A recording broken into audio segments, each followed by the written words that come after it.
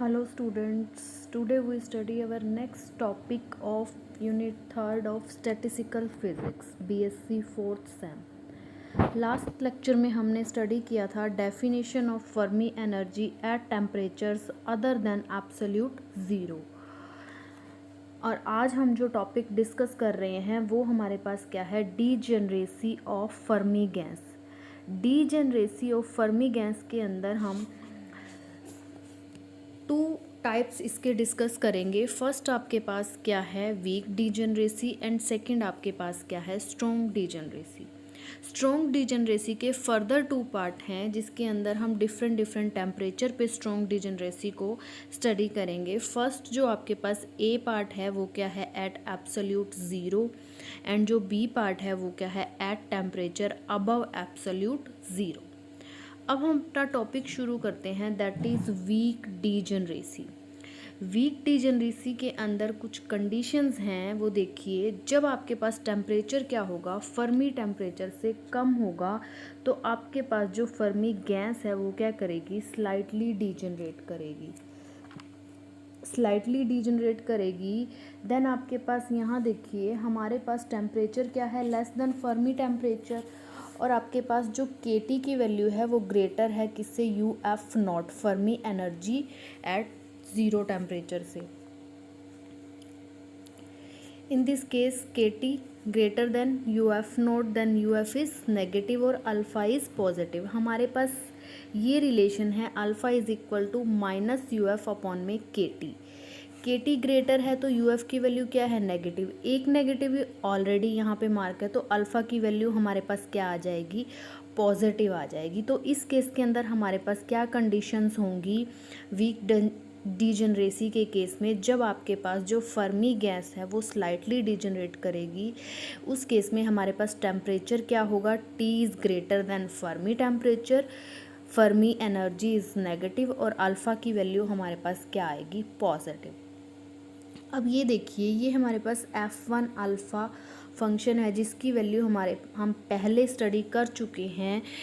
वो आपके पास क्या है, इज़ इक्वल टू 2 अपॉन में root pi integration 0 to infinity x की power half divided by 1 by D E की पावर एक्स प्लस 1। अब देखिए, इसमें मैं हमारे पास जो डिनोमिनेटर में टर्म है पहले मैं उसको सॉल्व कर रही हूँ। यहाँ पे आपके पास यहाँ से मैंने क्या किया, 1 बाय डी ई की पावर एक्स कॉमन ले लिया, तो मेरे पास अंदर क्या रह जाएगा, 1 प्लस डी ई की पावर माइनस एक्स। मैंने क्या किया, जो आपके पास डी था, डी को हम क्या कर रहे हैं, न्यूमरेटर में ले गए, और ई की पावर एक्स को जब हम न्यूमरेटर में लेके जाएंगे तो हमारे पास क्या हो जाएगी, पावर माइनस एक्स। अब ये देखिए, 1 प्लस डी ई की पावर माइनस एक्स को भी जब हम ऊपर लेके जाएंगे तो क्या हो जाएगा, इन्वर्स हो जाएगा। अब हमारे पास ये सीरीज़ की फॉर्म में आ गई। इस सीरीज़ को हम ओपन करेंगे तो हमारे पास ये जो सीरीज़ ओपन होगी, that is equal to this, D E की पावर माइनस एक्स इंटू में 1 माइनस डी ई की power minus x plus D square E की पावर माइनस 2x। अब हम इसमें हायर ऑर्डर टर्म्स को क्या करेंगे, निगलेक्ट करेंगे। ये जो आपके पास टर्म आ रही है, इस वैल्यू को हम कहाँ पुट कर रहे हैं, F1 अल्फ़ा में पुट कर रहे हैं। F1 अल्फ़ा में जब आप इसको पुट करोगे और इंटीग्रेशन जब हम सॉल्व करेंगे तो जो हमारे पास रिज़ल्ट आएगा, that is equal to D minus D square divided by 2 की power 3/2 plus D cube divided by 3 की पावर 3/2। सिमिलरली अब हम क्या करेंगे, F2 अल्फ़ा की भी वैल्यू फाइंड आउट करेंगे। वो आपके पास क्या होगी, ये देखिए, F2 अल्फ़ा की जो वैल्यू आएगी वो हमारे पास क्या होगी, D minus D square divided by 2 की power 5/2 plus D cube divided by 3 की पावर 5/2। अब जो ये हमारे पास F1 अल्फ़ा और F2 अल्फ़ा की वैल्यू, F2 अल्फ़ा की वैल्यूज़ हैं, इनको हम N और U में पुट करेंगे, जो हमने लास्ट सेक्शन में इक्वेशंस निकाली थी। यहाँ पे देखिए, ये आपके पास N की इक्वेशन है GS V divided by H cube into में 2 पाई M KT की पावर 3/2 इंटू में F1 अल्फ़ा। यहाँ हम क्या करेंगे, F1 अल्फ़ा की वैल्यू पुट करेंगे, और U के लिए जो हमारे पास इक्वेशन है वो क्या है, 3/2 GS V divided by H cube 2 pi M K T की power 3/2 K T F2 alpha. अब इक्वेशन 1 में F1 अल्फ़ा और इक्वेशन 2 में हम क्या करेंगे, F2 अल्फ़ा पुट करेंगे।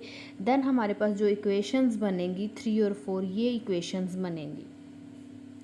अब हमने नेक्स्ट जो करना है वो हमने क्या करना है, जो इक्वेशन हमारे पास 4 आ रही है उसको डिवाइडेड इक्वेशन 4/3।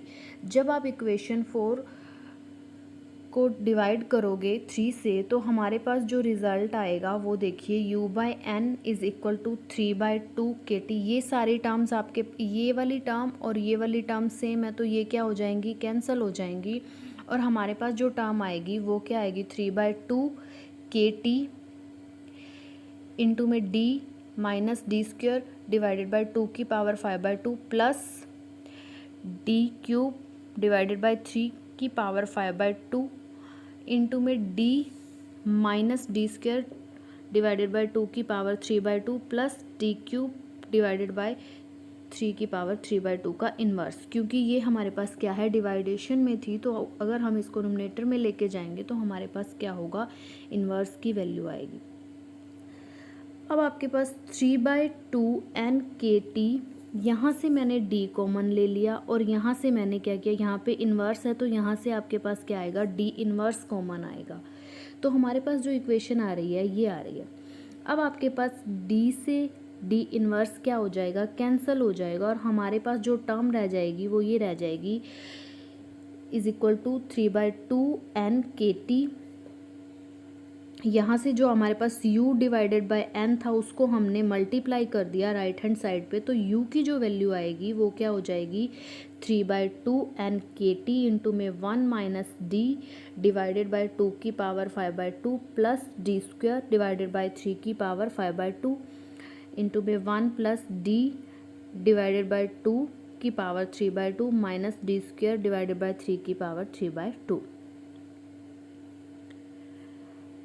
अब देखिए हमारे पास ये देखिए, to the first approximation from equation 3, 4 and 5, जो हमारे पास इक्वेशन आ रही हैं 3, 4 एंड 5, यहाँ पे हमने ओनली फर्स्ट अप्रोक्सीमेशन लेना है, क्योंकि हमने बोला कि जो आपके पास गैस डीजनरेट हो रही है वो क्या हो रही है, स्लाइटली डीजनरेट है।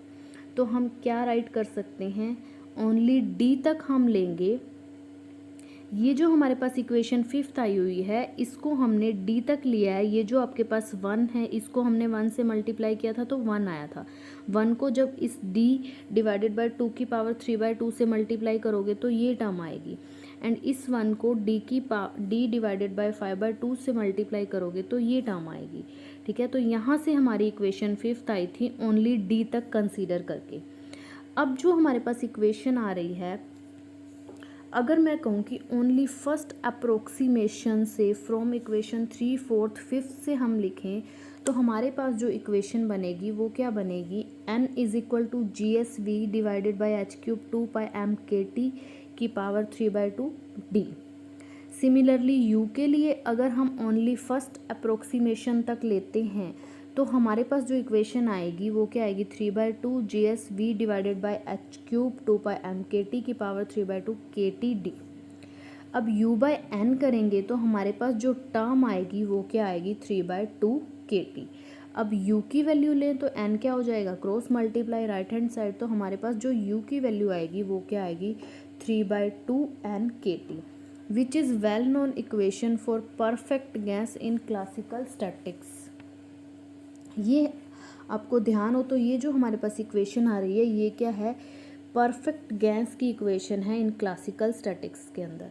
अगर हम कंपैरिजन करें 5th और 6th का तो ये हमें indicates that ideal Fermi gas deviates from perfect gas behaviour and deviation as known to us is called degeneracy.